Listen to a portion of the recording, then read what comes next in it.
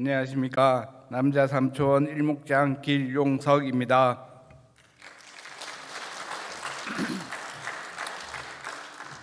우선 이렇게 간증을 하기 위해서 이 자리까지 이끌어 주신 주님께 감사드립니다. 저는 10년 정도 교회를 떠났다가 이곳 동성교회를 통하여 다시 신앙생활을 하게 되었습니다. 다시 신앙생활을 하면서 회개하고 신앙 회복을 위해서 기도하면서 열심히 다니고 있었습니다. 그러던 중에 몇 가지 시험들이 제게 있었습니다. 교회를 나온 지 몇 달이 되지 않아서 이혼을 하게 되었습니다. 몇 가지 이유는 있지만 개인 사정이니까 자세한 건 말씀드릴 수가 없고요.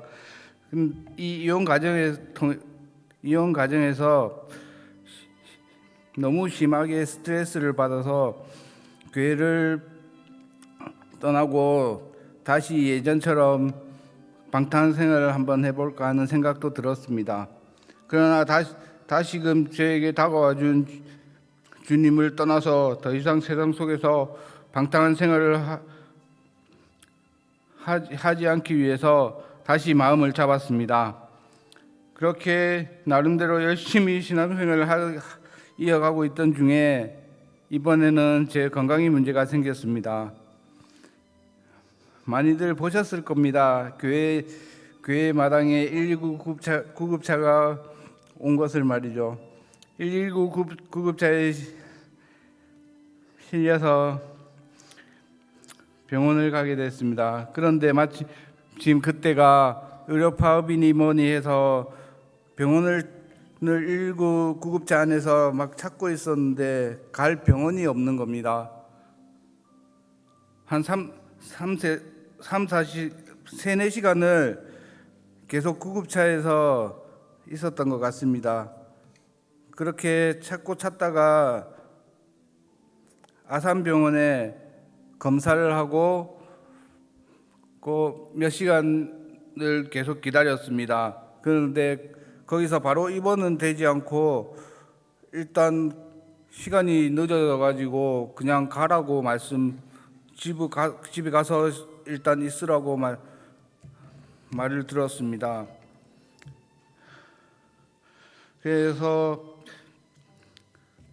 집에 가서 여러 방법 알아보다가 상태가 심하고 병원이 없어서 일단은 다음 날 119를 통해서 연락이 와가지고 해민병원이라는 병원에 입원을 하게 됐습니다. 한 10일 정도 입원을 하고 다시 집으로 돌아왔습니다. 근데 다시 나을 줄 알았는데 다시금 그게 생활을 하다 보니까 재발을 했습니다.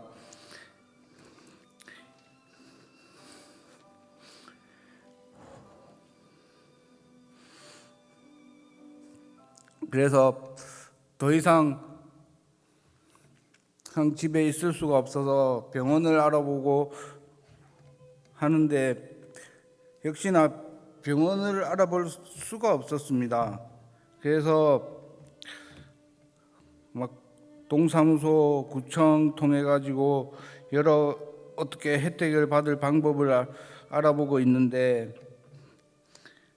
동사무소를 통해서 서울시에 있는 어느 복지관을 소개받고 전화해서 상황 설명을 드리고 복지사 선생님을 만났습니다. 근데 대뜸 복지사 선생님께서 하는 소리가 지금 당장 입원할 수밖에 없으니까 그냥 기초수급자를 만들어 가지고 빨리 하루라도 빨리 입원을 하자 그렇게 말씀하시는데 저는 기초수급자가 되는 게 너무 싫었었습니다.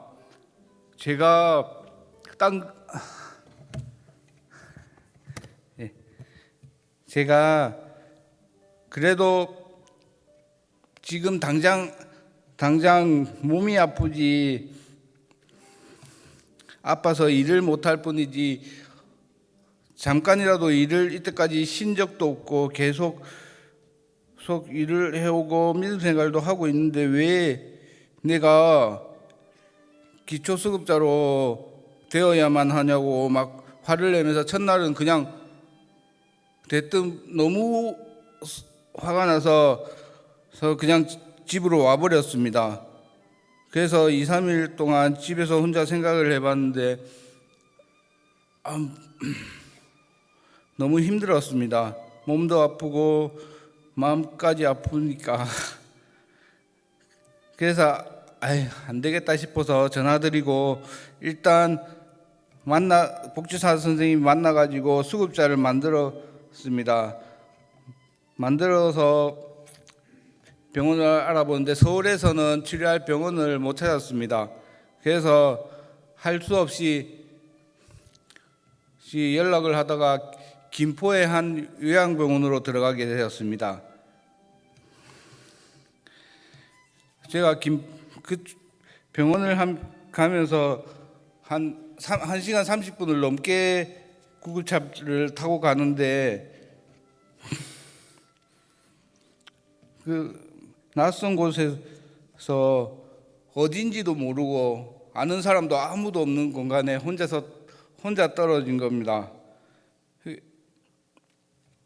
몸은 말은 듣지 않고 너무 힘들어가지고 첫날 병실에 가만히 여러 사람들이 있으니까 신경 쓰여서 막 혼자서 커튼을 치고 아무도 못 보게 하면서 혼자서 계속 울었습니다. 그러면서 왜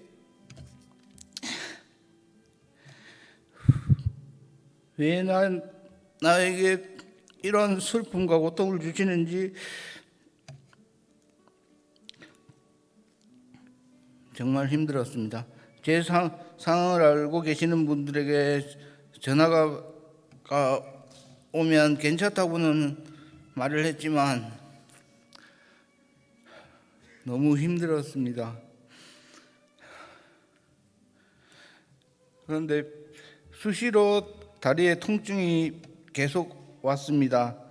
다리에 힘도 안 들어가고 계속 타는 듯한 고통을 통해서 하루도 진통제가 없으면 버티지를 못하는 지경까지 이르렀습니다. 그렇게 어느 정도 2달 정도의 시간이 지나고 어느 주일날이었습니다. 병실에 누워서 주일 예배를 실시간으로 동영상으로 보고 있었습니다.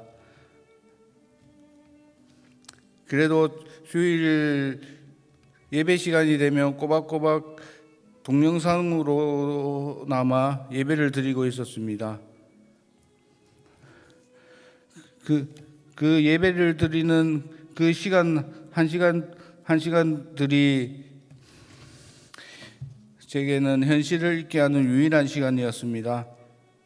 그렇게 예배를 드리고 점심 식사를 하고 진통제를 먹으니까 잠깐 잠이 들었습니다. 그런데 잠이 들었는데 갑자기 꿈에서 누군가가 저에게 아무것도 염려하지 말고 다만 모든 일에 기도와 간구로 너희 구할 것을 감사함으로 하나님께 아뢰라. 그리하면 모든 지각에 뛰어난 하나님의 평강이 그리스도 예수 안에서 너희 마음과 생각을 지키리라. 이 음성이 제 귀에 너무 또렷하게 들리는 겁니다. 바로 기도를 드렸습니다. 그런데 제 생각과는 다르게 주님 감사합니다 이런 말들이 떠올랐습니다. 주님께서 제가 너무 힘들어하니까 말씀해 주신 것 같아서 너무 가슴이 벅찼습니다. 그리고 머리에 스치는 생각이 주님께서 이미 다 알고 계시는 것 같았습니다. 더 이상 나쁜 생각을 버리고 상황을 받아들이자 그렇게 굳게 마음을 먹고 몸을 일단 치료하는 데만 신경을 쓰자고 다짐했습니다. 그리고 약 한 달 정도 시간이 더 지나고 다리의 통증이 조금씩 사라지기 시작했습니다. 하루에 두 번씩 먹던 진통제도 하루에 한 번만 먹기 시작했습니다. 그때부터 조금씩 걷고 병원 밖으로도 걸어 다니면서 나름대로 운동을 하기 시작했습니다. 그렇게 시간이 지나고 어느 정도 다리에 힘이 생겼을 때는 이제 본격적으로 매일 하루에 2시간씩 병원 주위 동네를 걸어 다니기 시작했습니다. 계속 걸어 다니면서 비대해진 몸도 더 슬림해지고 계속 하다 보니까 걷는 시간들도 점점 늘어나고 걷는 거리도 점점 늘어나고 일단 아침, 점심, 저녁을 먹는 시간들이 정해져 있었기 때문에 그 남는 시간은 무조건 걸었습니다. 2시간이 됐든 3시간이 됐든 밥 먹을 때 그 시간만 딱 들어와서 있고 나머지는 계속 걸으면서 찬양을 계속 들으면서 저는 걷거든요. 찬양을 계속 들으면서 걸으면 언젠가부터 듣는데 계속 기쁨이 내 속에 가득 찼습니다. 그 전에 생각해 보면 저한테는 왜 그렇게 시험들만 주셨는지 막 원망하고 자책하고 계속 그렇게 한 시간들인데 어느 순간에 제가 저한테 이 모든 시련들도 주님께서 저를 주님 보시기에 좋게 쓰일 수 있도록 만들어 주시는 것 같았습니다.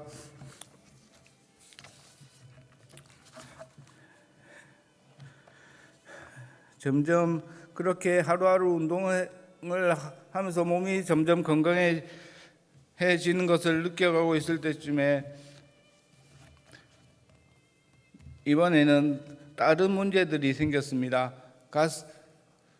간과 콩팥에 문제가 있던 게 한꺼번에 치료가 되지 않아서 하나 치료가 어느 정도 끝나고 그 치료가 어느 정도 또 다 된 다음에 회복이 어느 정도 또 된 뒤에 다시 다른 치료를 받게 되었습니다.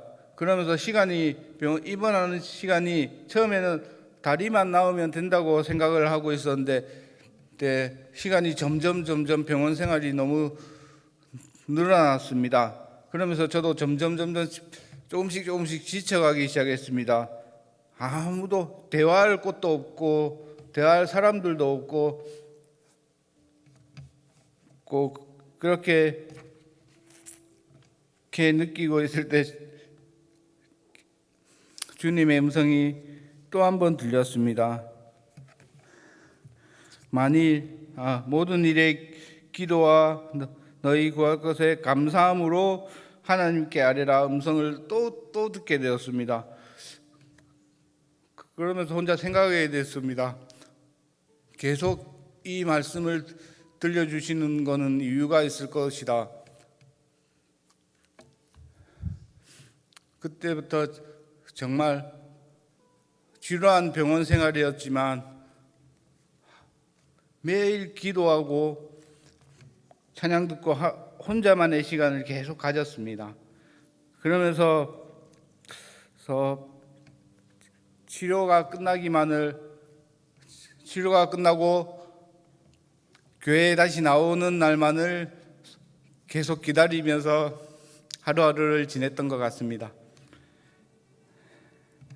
드디어 그렇게 하루하루를 지내다 보니까 8개월이라는 시간이 지났습니다. 8개월 동안 간에 저에게는 악몽 같았던 병원 생활을 마무리하게 되었습니다. 다시 교회에 나올 수 있다는 생각에 밤에 잠도 못 자고 며칠 동안 잠도 제대로 못 자면서 그렇게 지냈습니다. 드디어 퇴원하는 날 퇴원하고 다시 교회를 나오게 되니 너무나도 좋았습니다. 마치 이스라엘 사람들이 출애굽을 하고 가나안 땅으로 들어간 것 같은 기분이 이랬을까요? 저는 조금이나마 느낄 수 있었던 것 같습니다. 제가 이제 주를 생각하면 모든 일에 먼저 기도로 먼저 나아가고 주님 보시기에 좋은 모습으로 생활함으로써 주님께 아름다운 모습, 주님을 닮아가는 모습으로 살아가자고 다시금 다짐하였습니다. 그 뒤로도 여러 가지 끊임없이 주님께서 역사하고 계신다는 것을 저한테 보여주셨습니다.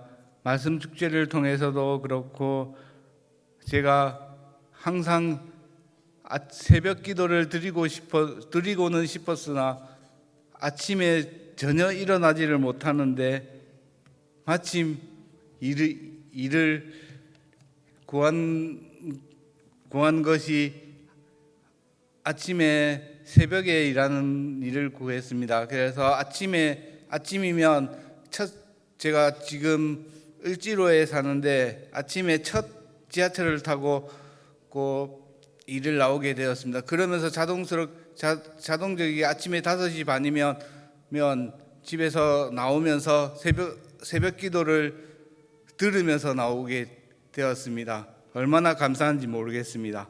그러면서 하루 종일 새벽 기도를 듣고 출근을 하면서 계속 걸어 다니면서 항상 저는 기도하는 습관이 생겨버렸습니다. 어디를 가든지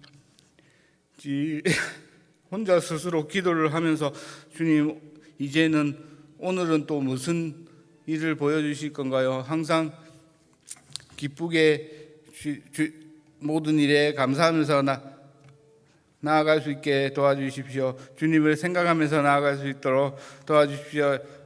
항상 기도하면서 주님 앞 모든 일을 행하니까 너무나도 하루하루가 즐거운 겁니다. 지금 비록 몸은 아직 완전한 상태는 아니지만 교회에 나와서 얼마나 기쁜지 모르겠습니다. 앞으로도 저는 항상 기쁨으로 주님의 일을 할 거고요. 항상 기도하고 찬양하고 말씀 보기를 매일매일 할 것입니다. 주님, 제가 이제는 평생 주님을 떠나지 않고 살아갈 수 있도록 옆에서 많은 응원과 지켜봐 주시기 바랍니다. 감사합니다.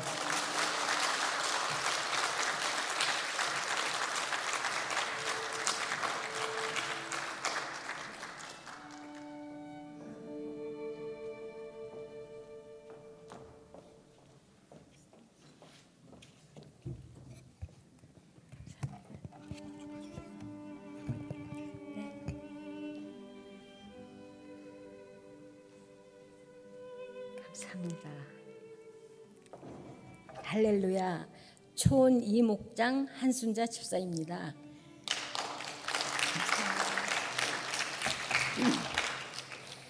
고난 주간 우리의 죄를 대속하여 십자가에 매달리신 주님의 고난을 생각하며 나의 짧은 간증을 여러 성도님들과 은혜 나누고자 이 자리에 섰습니다.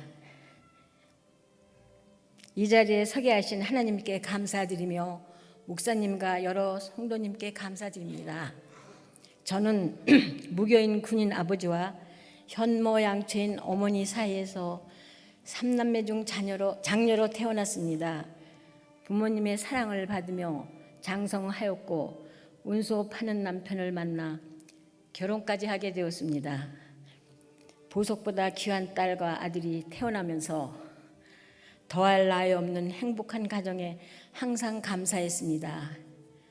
부모님께 받았던 사랑으로 두 아이를 키우던 중 첫째인 딸이 3살 되던 해에 뇌성마비 판정을 받았습니다. 그때부터 우리 가정의 행복은 사라지고 고난이 시작되었습니다. 세상 무엇보다 귀한 딸을 사랑으로 보살피고 케어하였지만 나의 보살핌이 부족하였는지 갈수록 증세가 심각해지고 합병증까지 발병하여 29 되던 추운 겨울날 우리 곁을 떠났습니다. 자녀를 앞세우면 가슴에 묻는다 하였는데 딸아이를 보낸 후 저는 가슴에 묻지 못하고 술과 도박으로 그 빈자리를 채우며 화성세월을 보냈습니다. 아들은 눈에 들어오지도 않았고 술과 도박으로 매일매일을 살다 보니 남편은 나를 등지며 위로하기는커녕 무관심으로 나를 더 밖으로 내몰았습니다. 어느 날 술에 취해 있는 나를 보며 아들이 부탁하였습니다. 어머니, 제발 정신 좀 차리십시오. 술기운에 비몽사몽이었지만 순간 아들의 말이 두 귀에 정확하게 들어왔습니다. 아들의 말에 정신을 차리고 보니 이건 사는 게 아니었습니다. 남편은 이미 마음속에서 멀어져 미움만 남아 있었기에 아들만 바라보고 살아야겠다고 다짐하며 마음을 바로잡았습니다. 하나님을 믿어본 적은 없었지만 교회에 나가 예배 생활을 하며 딸을 보낸 아픔을 잊어봐야겠다는 생각이 들었습니다. 고민 끝에 집 부근의 개척교회를出석하게 되었고 교회 가는 길엔 동선교회를 지나야만 했습니다. 여느 때와 같이 예배를 드리고 집에 가던 중 동성교회 앞을 지나며 나도 동성교회에 예배 드릴까 하는 생각이 순간 나도 모르게 스쳐 지나갔습니다.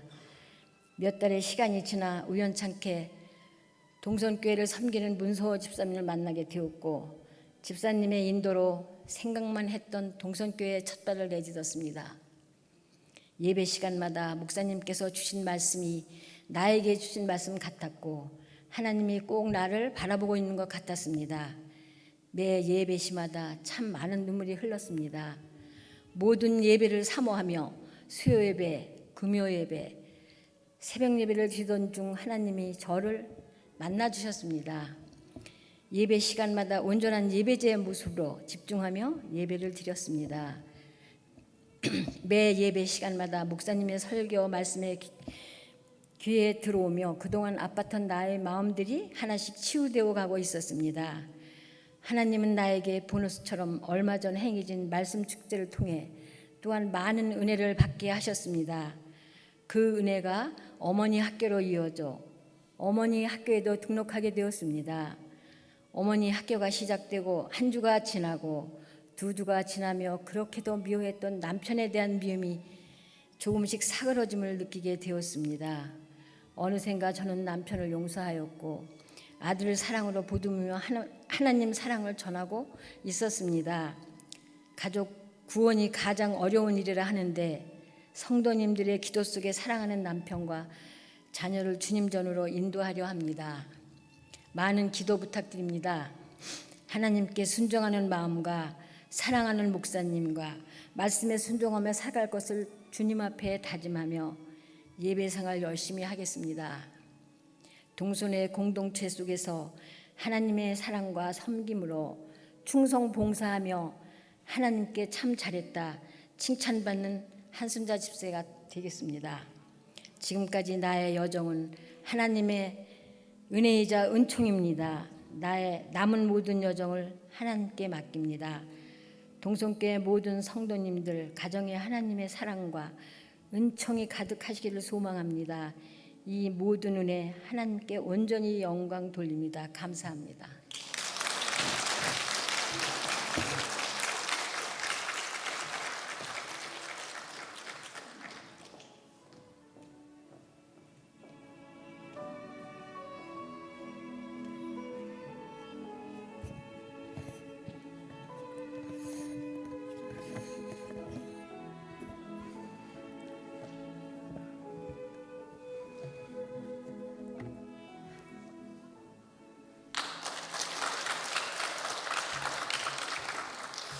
안녕하십니까.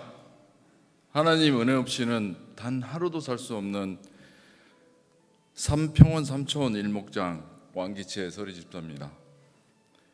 오늘은 두 가지 주제를 가지고 간증을 할까 합니다. 첫째는 제가 주님을 믿으며 구원받는 동안 주님께서 행하신 일과, 두 번째 성경 필사를 통해 얻은 은혜와 모든 것은 다 주님이 계획하고 계심을 말씀드릴까 합니다. 저는 기도할 때 누구나 비슷하겠지만 사랑이 많으신 아버지 하나님 감사합니다로 시작합니다. 기도를 끝맺을 즈음 저의 생명을 연장하여 주시고 간증자로서의 삶을 살게 하여 주십시오 라고 맺습니다. 오늘은 제가 동성교회에 사는 세 번째 간증입니다. 아마도 하나님 아버지께서 저의 기도를 들어주신 듯합니다. 사랑하는 동성교회 담임 목사님이야 성도 여러분, 제가 말씀드리고자 하는 두 가지 간증은 하나님 아버지께서 살아계시고 저희의 기도를 들어주시며 모든 것은 하나님의 계획대로 이루어지고 있음을 강력히 믿으시길 바라는 마음에서 간증을 하게 되었습니다. 우리는 가끔 믿음의 회의가 될 때 나쁜 자들은 잘 살고 벌받지 않은 모습을 보며 실망하기도 하고 의심하기도 합니다. 하나님의 은혜로 살아가고 있다고 생각하는 제가 드리고 싶은 말은, 그들은 주님께 선택받지 못했기 때문입니다. 그들은 아마도 최후의 심판을 받겠지요.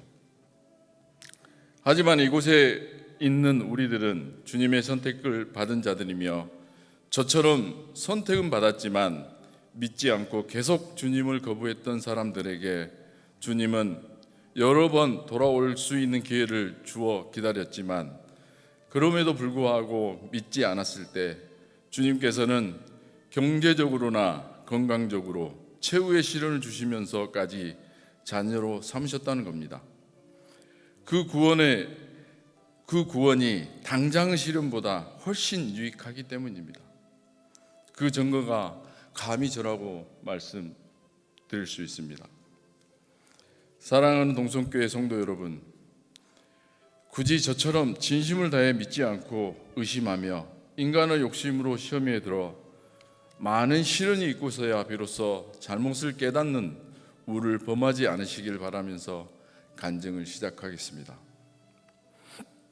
저는 22년 5월 죽었습니다. 몸 상태가 그러했으며 정신 또한 피폐해져 있었습니다. 하지만 동시에 다시 살아났습니다. 그날 이후 동성교회 원로 목사님과 담임 목사님을 만나고 하나님을 진심으로 믿으면서 몸 상태는 비슷했지만 정신과 마음은 평온하고 행복했습니다. 그날 이후 두 번째 삶은 믿음으로 생활하였으며 몸 상태는 예전만 못했지만 많이 호전되어 예전처럼은 아니어도 생활하는 데는 크게 문제가 되지 않았습니다. 그러나 몸 상태가 다소 호전되니 인간의 욕심과 사탄의 유혹에 시험에 들게 될 즈음 하나님께서는 단호하셨습니다. 2023년 12월부터 몸 상태가 급속도로 안 좋아지며 급기야 24년 4월 자녀 여명 3개월이라는 아산병원 주치의의 선고가 있었습니다. 그때도 여전히 마음은 평온하고 정신은 맑았습니다. 그것은 바로 동성교회 담임 목사님과 그리고 여러 성도님들의 중보 기도 때문이었고, 그 간절한 기도를 들어주셨고 주님께서 은혜를 부어주셔서 감사한 마음으로 세 번째 삶을 살아가고 있습니다. 이렇게 하나님께서 특별히 주신 두 번째, 세 번째 삶을 살아가는 동안 하나님께서는 몇 가지 증거를 통해 역사하심을 보여주셨습니다. 그 첫 번째가 일자리를 주셨습니다. 몸이 허약하여 아무것도 할 수 없는 상황에서 제 조건에 딱 맞는 일자리를 주셨습니다. 출퇴근 없이 일할 수 있는 조건의 회사였으며 그것도 한 곳만이 아닌 두 곳이나 연결을 하여 주셨습니다. 제 주변 사람들이 내가 직장 생활을 열심히 잘해서 그렇다고 얘기를 했습니다. 저도 그랬나? 하고 생각할 겨를도 없이 하나님께서는 믿음이 부족했던 저를 깨우쳐 주셨습니다. 95년도부터 지금 현재까지 아이디로 쓰고 있는 1743이라는 번호가 있습니다. 1743은 제가 핸드폰을 처음 사용했을 때 쓰던 뒷번호 4자리였습니다. 그 이후 전 단 한 번도 빠짐없이 저를 증명하는 모든 숫자를 1743이란 숫자로 30년째 사용하고 있습니다. 그런데 회사에서 제공해주는 렌터카를 받았을 때 놀라지 않을 수 없었습니다. 차량 뒷번호가 1743, 그것도 앞번호 174호에 1743, 여러 경로로 확인을 받지만 이렇게 번호를 받을 수 있는 것은 인간의 영역에서는 도저히 불가능한 일이었습니다. 내가 너를 위해 계획했으며 내가 믿는 대로 다 이루어지리라라고 말씀하시는 듯 하셨습니다. 믿음이 부족한 저에게 하나님께서는 그렇게 첫 번째 확신을 주셨습니다.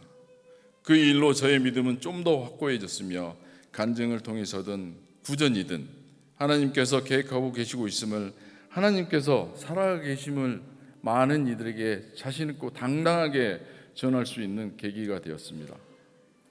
두 번째, 2024년 4월 3개월밖에 살 수 없다는 아산병원의 주치 소견을 받았습니다. 그렇게 말할 정도로 몸 상태는 최악이었습니다. 하지만 여전히 두려움은 온데간데 없고 하나님과 늘 함께한다는 생각에 오히려 보란듯이 내가 살아나겠어 하는 자신감만 충만했습니다. 하나님께서 이러한 자신감을 주신 이유는 얼마 지나지 않아 꿈을 통해 보여주셨습니다. 이 또한 아직 성숙되지 않은 저의 믿음에 대한 하나님의 계획이었던 겁니다. 24년 6월 11일 새벽, 꿈속에서 아주 어두운 시골길에 혼자만 가운데로 걷고 있을 때 하늘에서 한 줄기 빛이 정확히 저만 비추었습니다. 저만 비추어 주어서 하늘을 바라보며 하나님께서 나를 지켜주시는구나 이렇게 말하며 주변을 둘러보니 그때서야 보이는 손전등을 비춰가며 걸어가고 있는 어머니 모습이 보였습니다. 그 모습을 보고 어머니께 어머니 이쪽으로 오세요. 여기는 하나님께서 지켜주시는 곳이라 안전해요. 이렇게 말하며 어머니를 불렀고 갑자기 비바람이 몰아치는 상황으로 바뀌어 처마 밑에 비를 피하고 있는데 그곳이 순간 바다 한가운데에 떠있는 배로 바뀌면서 바다에서 어렵게 생존하고 있는 사람들 손짓하며 구원해주는 그런 아주 생생한 꿈이었습니다. 그때가 바로 새벽 4시경, 나중에 한 사실이지만 그 시간에 미국에서 임상약 사용이 최종 허가되었고 아산병원 담당 간호사께 메일을 정오경에 보냈는데 시차로 인해서 제가 꿈꾸었던 메일을 받은 시간이 제가 꿈꾸었던 새벽 4시였던 겁니다. 그때 저는 생각했습니다. 하나님 아버지께서 나를 지켜준다. 저의 기도를 들어주셔서 간증자로서 삶을 살게 해주어 많은 사람을 구원하게 하라는 메시지를 주는 듯하구나 하고요. 또 하나 성경 필사를 행하면서 얻은 은혜를 말씀드리겠습니다.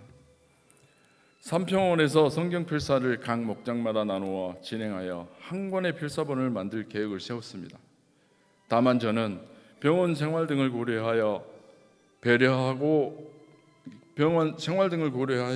고려하고 배려해서 저에게는 요청하지 않았고 같은 병원에 있는 저의 아내 이혜린 집사에게만 성경 필사가 주어졌습니다. 그러나 하나님 계획은 달랐던 거 봅니다. 저의 아내 이혜린 집사는 저의 병원 생활 보조와 회사 업무의 증가로 쓰고는 있었지만 약속한 시간 내에 완성할 수 없는 상황이었습니다.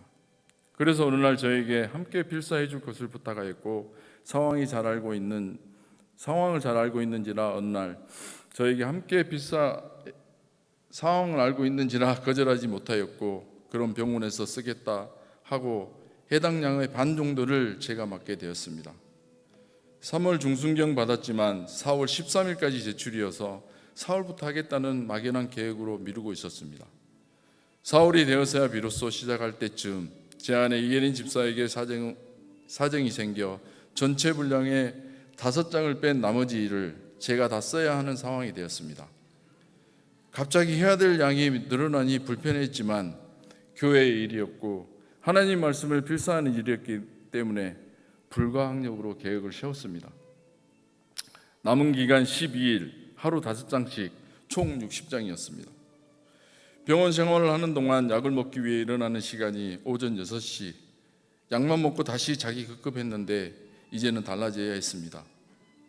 첫날은 환자들이 자고 있는 시간이어서 전등도 못 켜고 핸드폰 불빛에 의지하며 써내려갔습니다. 그렇게 하루하루 오전 6시부터 잠들기 전까지 시간을 조금씩 할애하여 숙제하듯 써내려갔습니다. 써내려가는 동안 불편한 마음도 있었지만 정말 죄송한 마음이 커져갔습니다. 귀하디 귀한 하나님의 말씀을 느끼지도 못하고 숙제하듯 써내려가고 있다는 사실 때문이었습니다.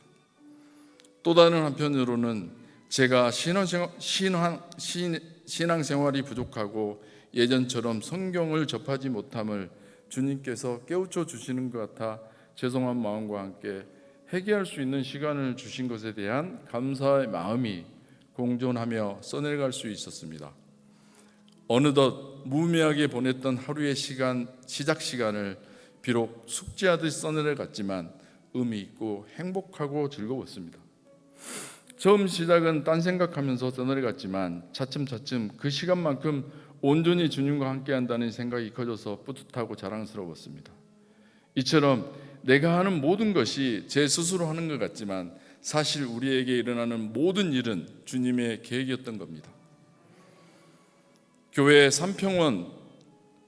삼평원에서 제 병원 생활하는 환자라는 이유로 배려받았지만 주님의 계획은 다르셨고 결국 주님의 계획에 의해 제가 지금껏 한 번도 해보지도 않은 성경 필사를 하게 됐다는 사실입니다.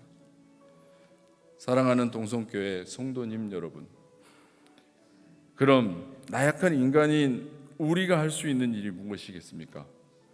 아무것도 없습니다. 오직 주님만 믿으시면 됩니다. 저는 요즘 오늘만 삽니다. 어제는 주님께서 주신 과거의 영광이며 내일은 아무것도 알 수 없는 미지의 영역입니다. 그런데 나약하고 하찮은 인간이 무엇을 걱정하겠습니까? 모든 것은 주님께서 다 알아서 해준다는 그 믿음으로 하루하루를 살아가시기를 바라오며 날마다 주님의 사랑과 은혜에 감사하는 우리가 되길 간절히 기도하며 바라옵니다. 그로 인해 주님의 은혜와 사랑이 늘 충만하고 동성교회와 모든 성도님이 되시길 진심으로 바라는 마음에서 간증을 마치겠습니다. 경청해 주셔서 감사드리며 이 모든 영광을 주님께 드립니다. 감사합니다.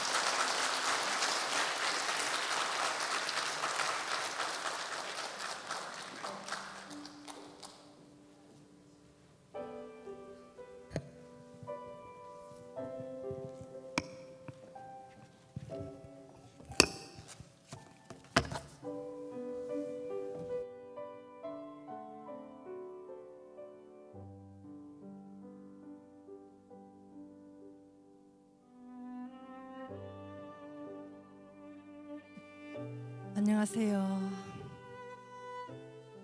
김하영 권사입니다.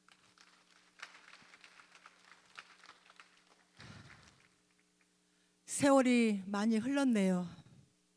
30년 가까이 한 공간에서 밥을 먹고 신앙생활한 권사입니다.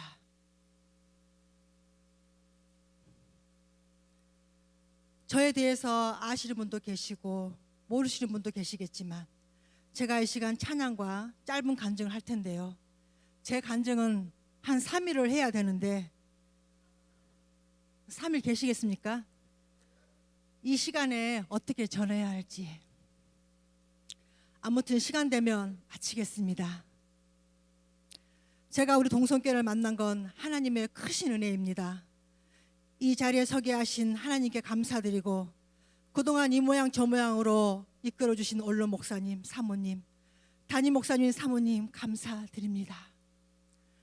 여러분, 하나님 살아계심을 믿으십니까? 안 믿으시면 저 간증 못해요. 제가 우리 동선교회를 만났을 때 몸에 암덩어리와 심한 우울증 환자였습니다. 매일 죽고 싶어 문설주에 끈을 달아 목매달아 죽을 궁리만 하고 수면제를 어떻게 많이 모아 죽을까.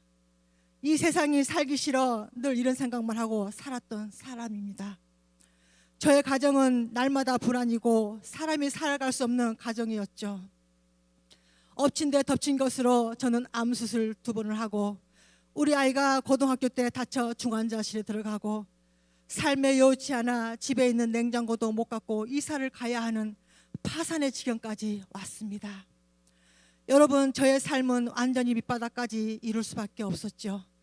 이런 나와 우리 가정을 지금까지 인도하시고 동행하신 우리 하나님을 자랑하고 싶습니다. 전 우리 교회에서 암덩어리를 쏟아냈습니다. 아멘. 하나님은 살아 계십니다. 이 시간 찬양 올리겠습니다. 내가 너를 택했다.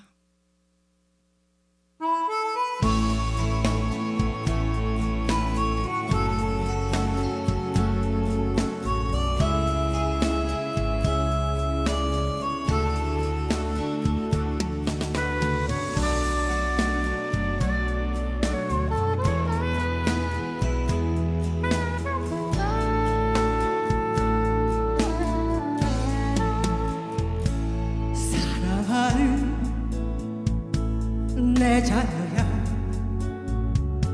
내가 너를 택했다. 소돔 같은 거리에서 내가 방황할 때 나는 눈물을 흘리며 돌아오길 기다렸다. 이 세상은 너를 정죄해도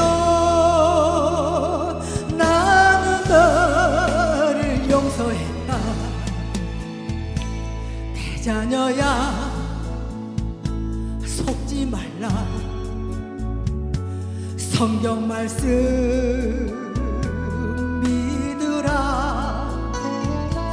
이 진리가 내 마음을 자유케 하리라. 지금 너의 고난을 장차 받을 축복이라. 어둠에서 깨어 일어나라.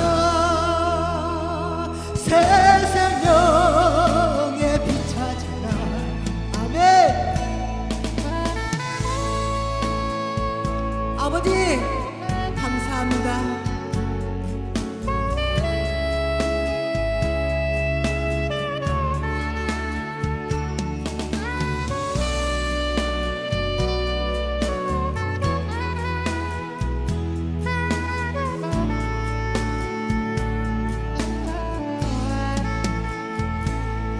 몸으로 너를 샀다. 나의 생명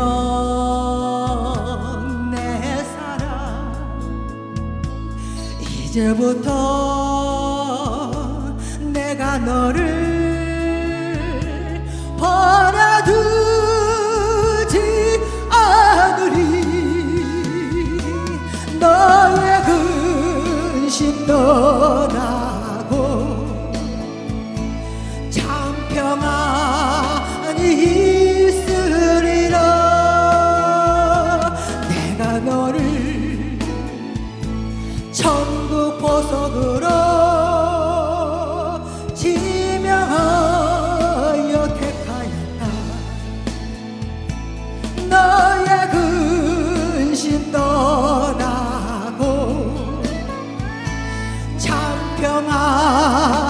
있으리라. 내가 너를 천국 보석으로 지명하여 택하였다. 감사합니다.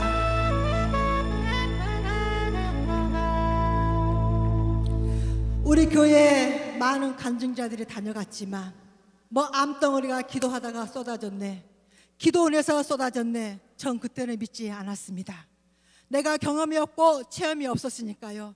저는 대장암을 발견했을 당시 1기도 2기도 아니고 3기 초 4기의 말기를 바라보는 암 환자였습니다. 여러분, 병원에 가서 암이라고 했을 때 앞이 캄캄하고 눈에 뵈는 게 없습니다. 집에 와도 손에 일도 잡히지 않습니다. 지금은 의학도 많이 발전되고 약도 좋은 약이 많이 나왔지만 30년 전에는 암이라면 희귀병이었고 암에 걸리면 생명을 거의 위험했죠. 그때 당시 동네 친구 엄마가 배가 아프다며 하도 병원에 같이 가자 해서 따라갔는데 나는 가슴이 답답하니까 이를 찍고 그 친구는 배가 아프니까 장을 찍었죠. 저는 이 내시경을 하고 결과를 기다리는데 의사 선생님이 아무 이상이 없고 아주 튼튼하다고 하셨습니다. 그래서 전 기분이 너무 좋아서 안녕히 계세요라고 하는데 갑자기 내 머리 위에서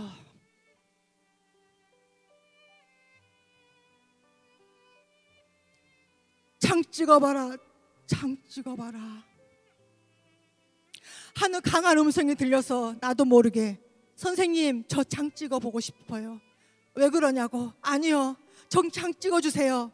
제가 의사 선생님을 이겨 장을 찍었는데 그때는 수면도 없고 내시경도 없는 시절 가스를 투입해서 장을 찍어야 했습니다. 한 번 찍었는데 또 내 이름을 불렀습니다. 한 번 더 찍어봐야겠다고. 날마다 배가 아파했던 친구는 아무 이상이 없고 배도 안 아팠던 나에게는 청천벽력 같은 소리, 암이라는 겁니다. 암 듣도 보도 못한 암, 빨리 큰 병원으로 가라 해서 큰 병원에 갔는데 빨리 수술을 해야 했습니다. 그때 나이 30대 초반. 우리 아이는 기저귀를 차고 있었고 지금 제가 여기 서 있는 건 기적입니다. 때론 하나님께서 사람을 통해 역사하십니다. 많은 사람이 교회를 다니고 있지만 하나님과 아무 상관없이 교회를 다니고 있는 사람들이 많습니다. 여러분, 하나님을 만나십시오. 기적과 이적이 나타납니다.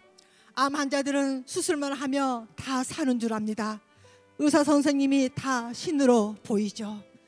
그렇지만 의사 선생님들도 사람인지라 실수할 수 있고 의료 사고도 일어날 수 있습니다. 우리가 믿고 의지할 분은 오직 예수 그리스도이십니다. 할렐루야. 저는 암 수술을 하고 항암제도 맞지 않았습니다. 약도 먹지 않았습니다. 믿음으로 산다고 지금만 생각해보며 무슨 배짱이었는지 암덩어리가 3기가 넘었는데, 그런데 2년인가 3년인가 올 것이 왔습니다.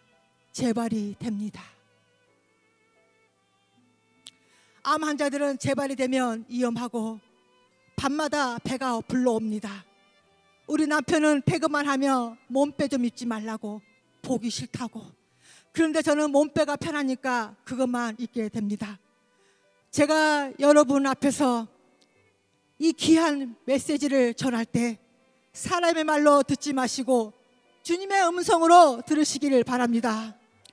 여러분이 소망하고 바라보는 것은 꼭 이루어 주십니다. 어떨 때요? 예배의 성공자가 되십시오. 지금도 우리 하나님께서 이 예배를 다 보고 계십니다. 그런데 우리 예배를 어떻게 드리나요? 그냥 형식적으로 시간 됐으니까 또 교회 오면 졸고 있고 바깥에 널브러진 CCTV는 무서워하면서 눈에 보이지 않는다고 하나님을 멸시하고 무시하고 CCTV보다 더 정확하신 우리의 머리카락까지 세신 바 되신 하나님이십니다. 고난이 유익이라. 내가 어려우면 목사님께서 짜잘한 설교를 하셔도 명품 설교로 들립니다. 하지만 내가 배부르고 등 따시며 아무리 명품 설교를 또 짜잔하게 들리고 판단하게 됩니다. 예배의 성공자가 되십시오. 기적과 이적이 나타납니다.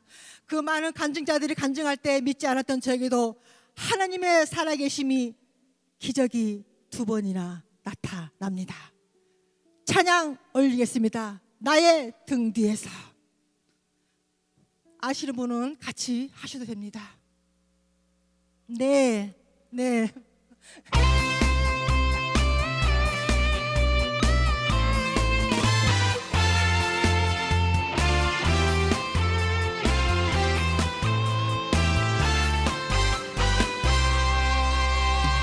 나의 등 뒤에서 나를 도우시는 주, 나의 인생길에서 지치고 고나여 매일처럼 주저앉고 싶을 때 나를 밀어주시네. 일어나 걸으라 내 것에 힘을 주리니. 일어나 너 걸으라 내 너를 도우리. 나의 등 뒤에서 나를 도우시는 주, 평안히 길을 갈 때 보이지 않아도 지치고 곤하여 넘어질 때며 다가와 손 내미시라매. 일어나 걸어라 내 것에 힘을 주리니. 일어나 너 걸어라 내 너를 도우리.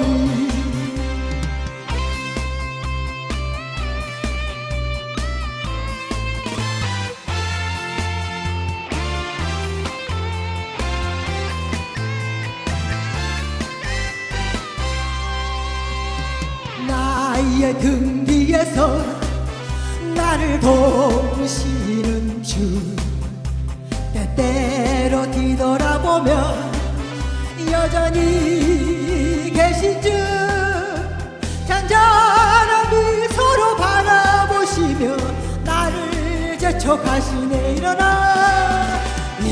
일어나 걸어라 내 것에 힘을 주리니. 일어나 너 걸어라 내 너를 일어나 걸어라 내 것에 힘을 주리니. 일어나 너 걸어라 내 너를 도우리.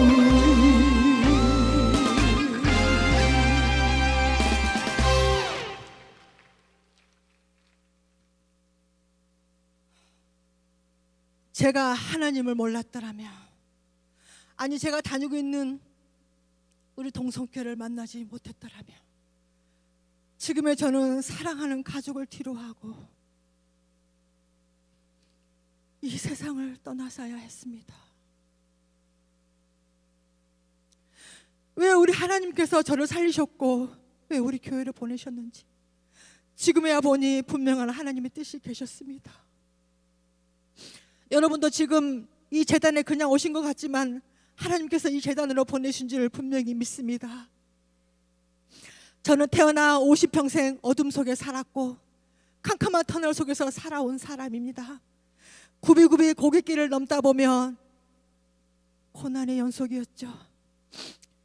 인생길 험하고 마음 지쳐 살아갈 용기 없어질 때 너 홀로 앉아서 울지만 말고 예수님 품으로 나오시오. 아마 우리 부모님께서 저한테 상의하시고 나를 태어나게 하셨더라면 나는 태어나지 않는다고 했을 것입니다. 태어나 보니 너무 가난한 가정이 있고 가난한데 왜 이렇게 형제간들은 또 많은지. 그렇지만 저와 상관없이 우리 부모님은 나를 태어나게 하셨습니다. 그와 마찬가지로 우리를 만드시고 지으신 하나님께서 창세전부터 계획하시고 하나님의 백성으로 삼아 주셨습니다. 제가 앞에서 말했듯이 예배의 성공자가 되십시오. 우리가 살 길입니다.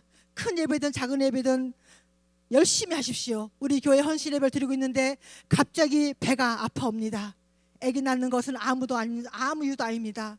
얼굴과 온몸은 땀으로 범벅이 되고 빨리 화장실을 가야 하는데 뒤를 돌아보니 헌신 예배라 사람들이 너무 많이 있었습니다. 제가 여기 2줄 앉아 있었거든요. 가에서 두 번째 줄에. 그때 제가 이대교구였습니다. 제가 다시 기도했습니다. 하나님, 예배 끝나고 화장실 가게 해달라고. 그랬더니 거짓말처럼 아픔이 그쳤습니다. 그리고 잊어버리고 있었는데 예배가 끝나고 다가를 먹고 있는데 갑자기 또 배가 아파옵니다. 그래서 가방을 맡기고 화장실 뛰어갔더니 저의 항문에서 무언가가 엄청나게 쏟아집니다. 느낌은 폭포수처럼 어마어마하게 무언가 쏟아졌습니다. 할렐루야. 그 뒤로 밤마다 불러온 배는 온데간데없고 쫄바지를 입어도 배가 허리에 맞닿았습니다. 제가 우리 교회 집사님 앞에서 춤을 췄습니다. 그리고 다시 기도합니다. 하나님, 제가 무슨 치료를 받은 것 같은데 무엇을 치료받았나요? 기도하고 또 기도하니까 보여주십니다. 시편 86편 7절 말씀. 나의 환난 날에 내가 주께 부르짖으리니 주께서 내게 응답하시리다. 저한테 보여주신 것은 우리 예수님께서 어디에 태어나셨죠? 말구유에 태어나셨죠. 그대로 보여주십니다. 나한테 보여주신 예수님은 다 크신 어른 예수님이셨습니다. 말구유에 누워 계신 예수님께서 말구유에 누워 계십니다. 예수님 가슴에는 사랑의 하트가 네온 사인처럼 반짝반짝거립니다. 그리고 예수님 뱃속에서는 예수님 손으로 무언가 꺼내어 구유 바깥으로 던져 버리십니다. 구유 밖에는 말 한마디가 서 있습니다. 내가 어둠에서 못 깨달으니까 빨리 깨달으라고 보여주신 것 같습니다. 할렐루야. 하나님께 영광의 박수를 올려드리겠습니다. 제가 그때 헌신 예배 준비한다고 저희 집하고 교회가 거리가 있었는데 낮에는 전도하고 밤에는 기도하고 연습하고 그밖에 한 게 없는데 우리 하나님께서 그 작은 행동 보시고 치료해 주신 것 같아요. 여러분, 아무리 하찮은 예배라도 소홀히 여기지 마시기 바랍니다. 30이 가까이 됐는데 재발도 없이 잘 살고 있습니다. 우리 하나님께서 치료해 주시면 깨끗한 줄 믿습니다. 아멘. 아멘. 할렐루야. 아멘. 아멘. 이제 내가 살아도 찬양 올려드리겠습니다.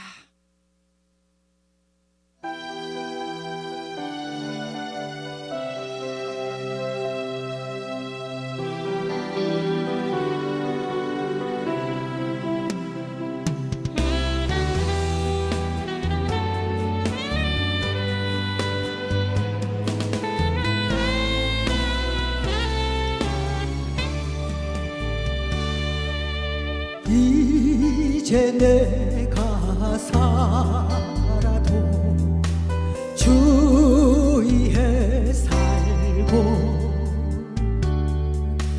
이제 내가 죽어도 주의에 죽네. 하늘 영광 보여주며 나로라 하네.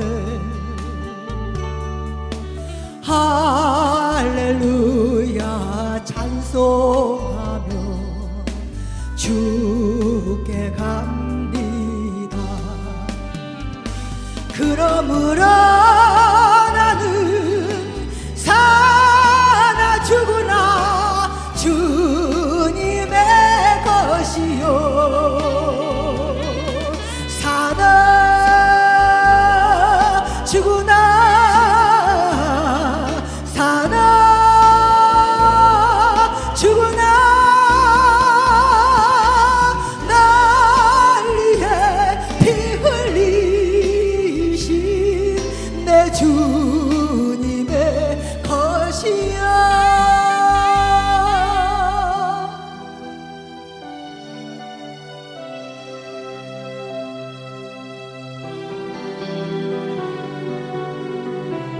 하나님께서는 분명히 살아계셔서 역사하십니다.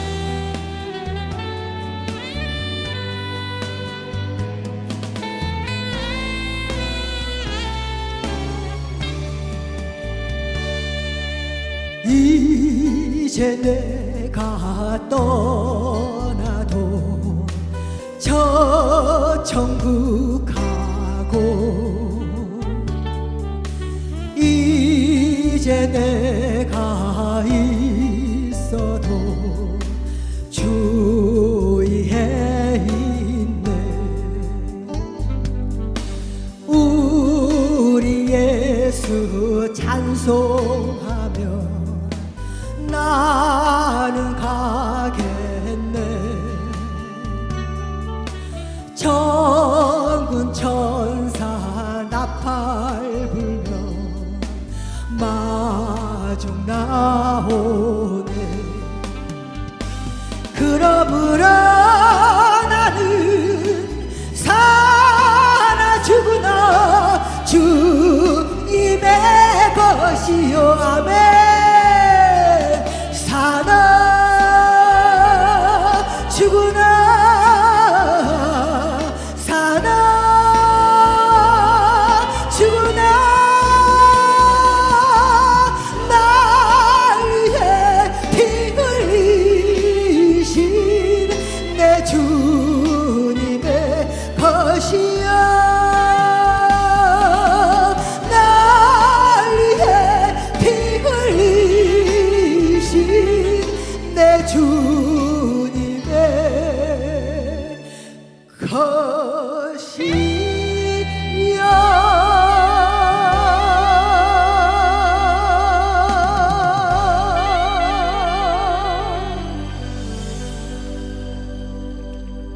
아멘. 아멘. 시간이 저한테 많이 주어지지 않아 한 대목은 그냥 건너뛰겠습니다.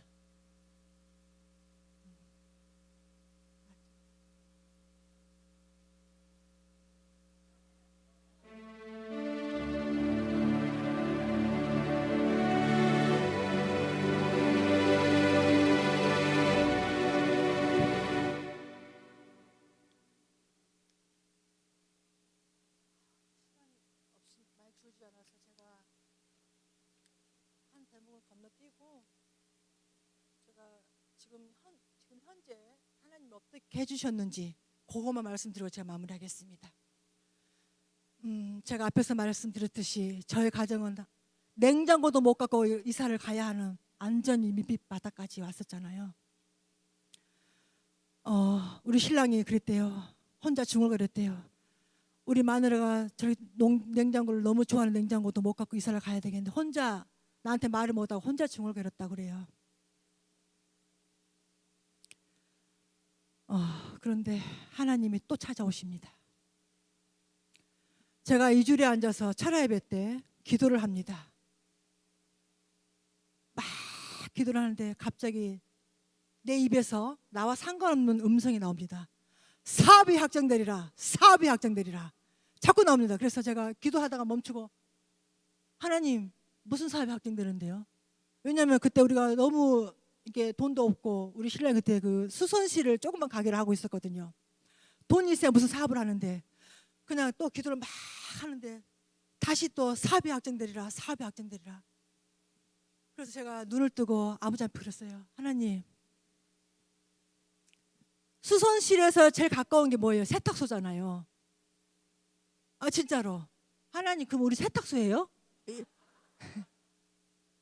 기도하다 눈 뜨고 저 혼자만의 하나님하고 저와만의 대화입니다. 여 줄에서 기도하다가 그럼 그들은 아무 반응이 없으시고 그냥 사업만 확정되리라 그것만 주셔요. 건너뛰고 그래서 지금 하나님께서 아시는 분 다 아시잖아요. 사업장을 주셔서 식당 맛집을 하고 있습니다. 냉장고도 못 갖고 갈 뻔했는 그런 가정이 맛집을 하고 있어요. 그게 뭐냐면 하나님께서는 거짓말을 안 하셔요. 하나님께서는 약속을 꼭 지켜주십니다. 제가 나중에 시간 되면 2탄을 제가 우리 동성 교회에서만 은혜 받은 것만 하는 거예요. 내가 다른 데서 은혜 받는 게 아니라 내가 동성교회 와서 30년간 신앙생활 하면서 하나님께 응답 받은 거, 하나님의 사랑 받은 거, 그것만 제가 하는 건데, 전 하루 일과를 성경 말씀 묵상하며 기도함으로 시작합니다. 히스기야 왕은 15년의 날을 더해주셨는데 저는 곱으로 살고 있습니다. 오늘 살다 아버지께서 내일 오라 하시면 저는 내일 갈 겁니다. 저는 하나님 앞에 갈 때까지, 아니 하나님께서 부르시는 그날까지 찬양하며 기도하며 열심히 살겠습니다.